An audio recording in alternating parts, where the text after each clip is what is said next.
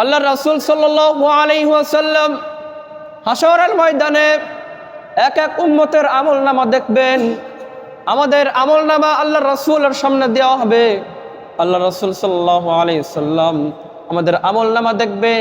আমাদের আমলনামা দেখে বলবে, যার আমলনামা খারাপ, যার আমলনামা গুনাহে ভরা, পাপে ভরা, অন্যায় ভরা, তার আমলনামা দেখে আল্লাহ রাসূল সাল্লাল্লাহু আলাইহি ওয়াসাল্লাম বলবেন, ও উম্মত, তোর জন্য আমি 23টা বছর কাঁদলাম, 23টা বছর আমি ঘুমাই নাই, 23টা বছর আমি শান্তিতে ঘুমাই নাই। একের পর এক দাঁড়ে দাঁড়ে ঘুরেছি নামাজ প্রতিষ্ঠা করার জন্য, ইসলাম প্রতিষ্ঠা করার জন্য। এত কাঁদলাম, এত মার খেলাম ইহুদির কাছে, কাফেরের কাছে, মুনাফিকদের কাছে, নাসারাদের কাছে, মুশরিকদের কাছে এত মার খেলাম তোর জন্য।